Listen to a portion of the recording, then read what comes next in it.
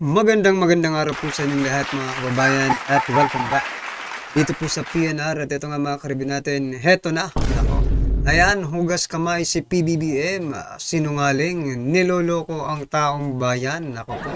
Mga tredor, BP Sara gagante. Yan mga karibin natin, patungkol po riyan ang ating alamin at bibigyan ng komento ng araw nito. Pero bago po lahat, kung di ka pa nakapag-subscribe sa ating munting channel, please don't forget to subscribe at palike na rin po ng video ito. Maraming salamat po. At eto na nga, simulan na po natin to. Sawa na ang bayan ko sa magnanakaw na tao.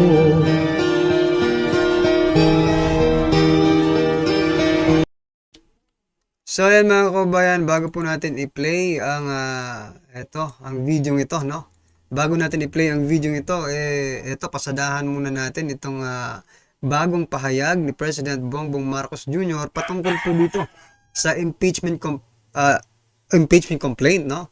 Against Vice President Sara Duterte na umuusad na patungong Senado, mga kababayan. Ito, pakinggan po natin.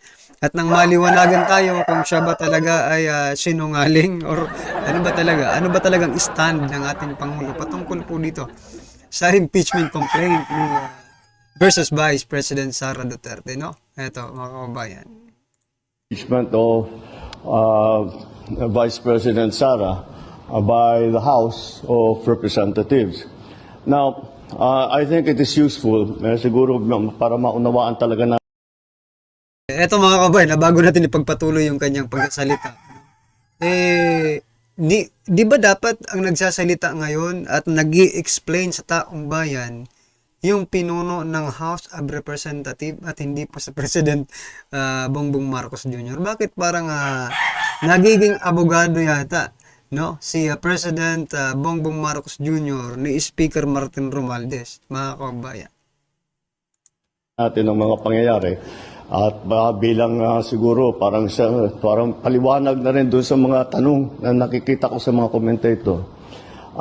Number one, maalala ninyo, nagsimula lahat ito nung I made the pronouncement. Sinabi ko na ayaw ko yung sana wag na tayo mag-impeachment dahil madaming ibang trabaho at actually it's also not practical. Nagpapalusot. Nung panahon na yon, nung una kong sinabi yun, wala pang nagpa-file ng impeachment. Teka lang, wala ba talaga? Wala ba talagang nagpa-file? Nag-file na yata nun si Castro di ba? Si Franz Castro nag-file na nun, mga kababayan. Correct me if I'm wrong, ha? Kaya sana, I was hoping na makumbinsi ko lahat ng kung sino man, wag na muna natin gawin ito. Kung talagang meron kayong paniniwala na kailangan gawin ito, wag naman siguro muna ngayon at marami pa tayong gagawin. Kaya kung titignan naman ninyo, yung mga Hirap na hirap maghugas kamay itong si President Bongbong Marcos Jr., no? Hirap na hirap mag-explain ng kanya i-reason kung bakit ganito ang nangyayari. Ha? Kaya alam mo, Mr. President, you know what? Parang hindi ka talaga sinusunod. Yun lang po ang masasabi ko dito. Hindi ka sinusunod ng mga alipores mo. kaalyado ko sa House of Representatives, wala sa kanila ang mag-file. Wala sa sumunod naman nila sa hiniling ko sa kanila na wag silang mag-file ng impeachment dahil hindi magandang timing at saka marami pang problema. Ngunit, may ibang grupo, of course, the Makabayan Group out of the House of Representatives, impeachment of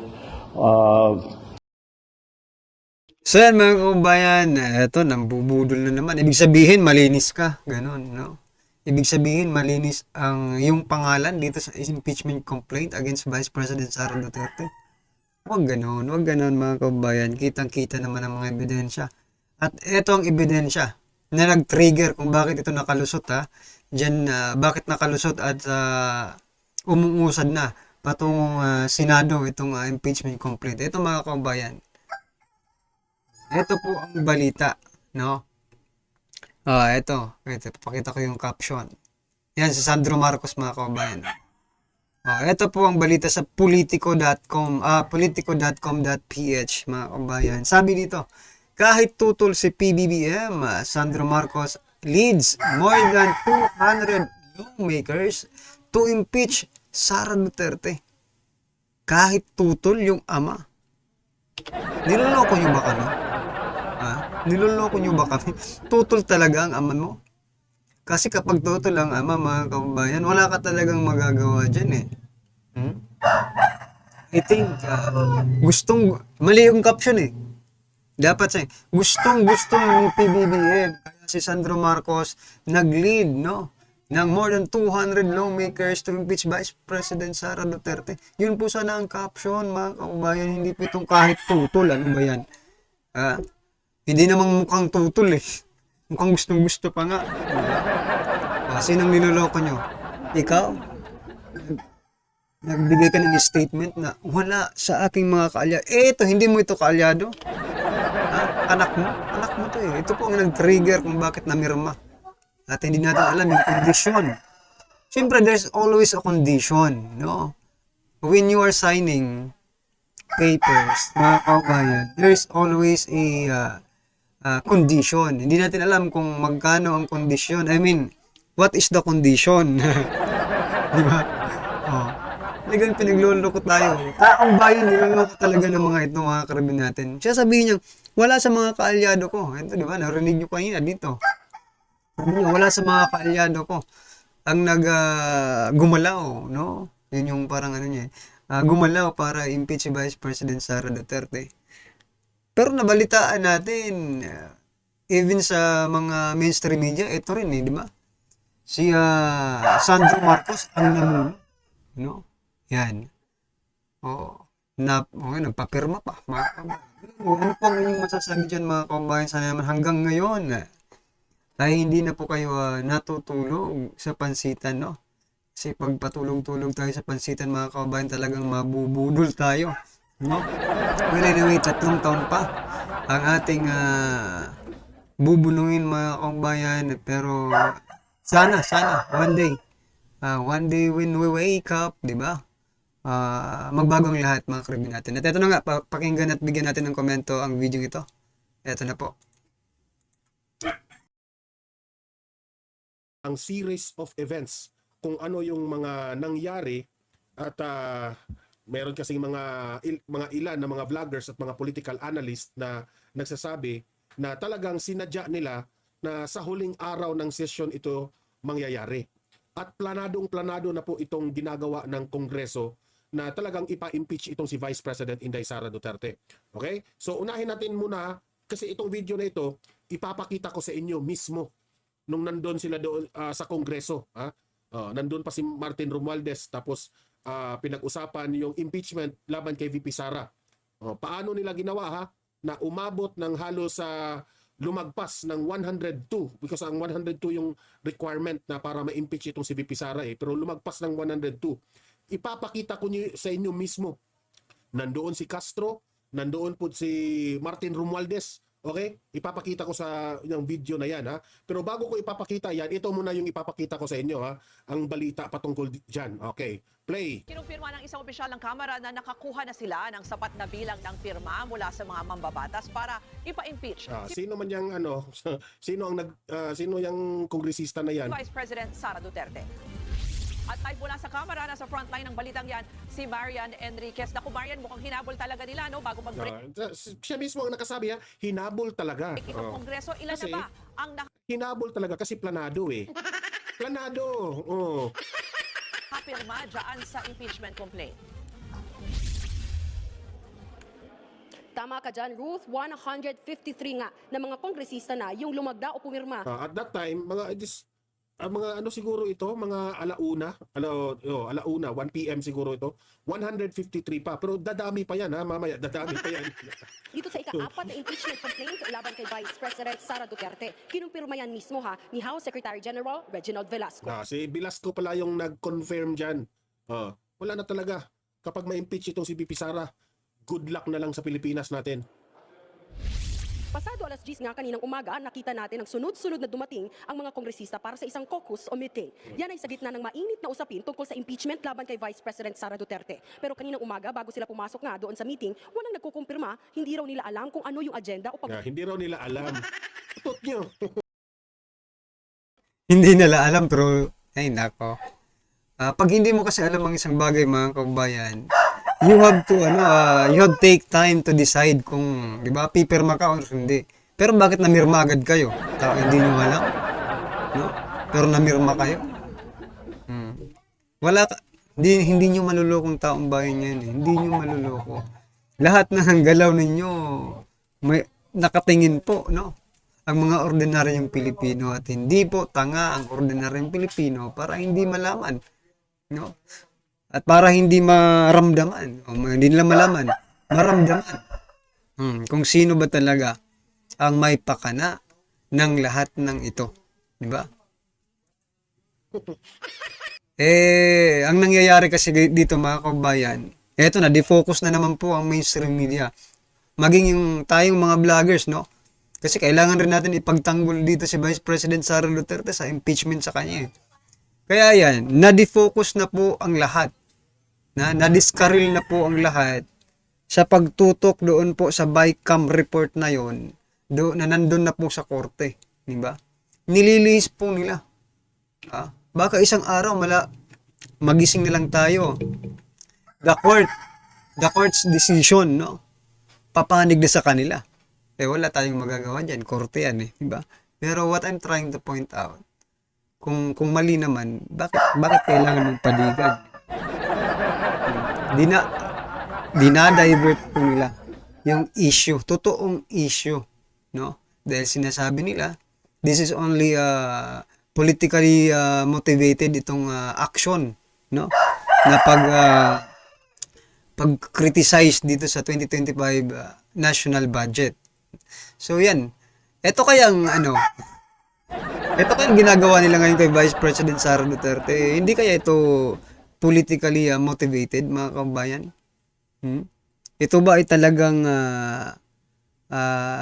naaayon sa kanilang mandato na i-impeach ang walang kasalanan?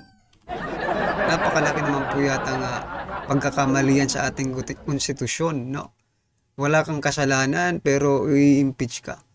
May batas po ba na dapat kasi patunayan muna nila yung mga articles of impeachment nila, di ba? Nandun po yung bribery, assassination sa president, ano pa yun? Marami pang iba, mga kabayan, no? May parang ill-gotten wealth din si Vice President Sara Duterte. Ito ang nakakapagtaka sa bribery case, no? Na inaano nila kay Vice President Sara Duterte, mas may kaso si Speaker Martin, di ba? Sa Okada bribery case. Dito naman sa ill-gotten wealth, hindi ba mas maraming dinakaw yung mga Marcos? I mean, sa ill-gotten wealth na issue, di ba? Sino bang may ill-gotten wealth talaga? Ang Marcos o ang Duterte? No. In the history of Philippine politics, Philippine government, no? Kayo na lang pong bahala, kayo mag-decide. That's why, mga kabayan, they have to prove sa atin, mga ordinaryong Pilipino, yung mga articles of impeachment na yan na sinasabi nila. Kasi parang ay nako, diba? Parang hindi ka panipaniwala yung mga allegation ninyo patungkol kay Vice President Sara Duterte. Hindi raw nila alam. Hindi alam pero aabot ng 153 yung pumirma dyan sa loob. Kaya sabi ko, dapat sana may media rin nakasama, di ba? For transparency, mga kababayan. Diba? For transparency. Lahat ng pipirma doon, kukunan ng media. So that ordinary Filipino will see the faces of this congressman, these crooks of our country, no? Of our Congress. Sayang, no? Sana naisip yun ng mga mainstream media for transparency and nang makita na rin natin yung mga pagmumuka. Baka mamaya, 'di ba? Hindi natin alam kung napipilitan lang sila o ano ba. 'Di ba? Baka pipirma sila, nangangatog pa yung mga kamay nila, 'di ba? Dahil sa we don't know kung bakit. Diba? Dapat yun sana, transparency mga kabayan, ipinakita nyo kung yung pagpirma ng mga hinayutak na to. At yung mga pangalan nila, although yung mga pangalan, na disclose na sa publiko, pero sana na kung ng actual yung nila, pagpirma, para makita natin kung taos puso ba nila itong gagawin, or yung iba napipilitan lang, yung iba naiiyak, natutuwa, di ba? Yung feelings nila, yung nararamdaman nila, malaking bagay yun, mga kababayan. Baka mamaya meron silang ginagawang focus, di ba? So, yan. Nasaan ang transparency ng gobyernong ito? Sana isang araw makita natin, no, na may video pala. Itong pagpirma-pirma nila.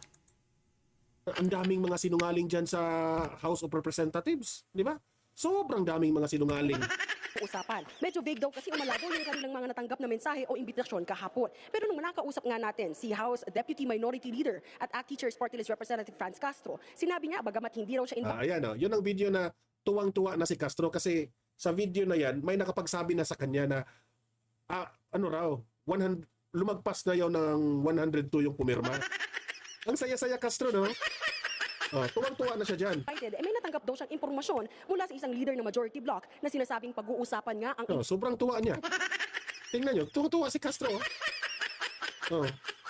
Convicted, imagine that one, convicted na nanatili dyan. Pero yung hindi convicted vice president, yun pa yung mai-impeach. Di ba? Ang saya-saya, no? Ang saya-saya, no? impeachment at magpapapirmahan na. Ayon kay Secretary General Reginald Velasco, ito yung ika-4 o 4th impeachment complaint. Ito yung bago. Ay, sobrang saya ni Castro, no? Saya, ang masaya-saya. Is, makatulog ng mahimbing si Castro mamaya. Parang So yan mga kababayan, ano po ang inyong reaksyon, opinion patungkol po sa video ito? Comment lang po sa baba para at least alam po natin mga kababayan ang inyong opinion at reaksyon. Maraming salamat po. Sawa na ang bayan ko sa magnanakaw na tao.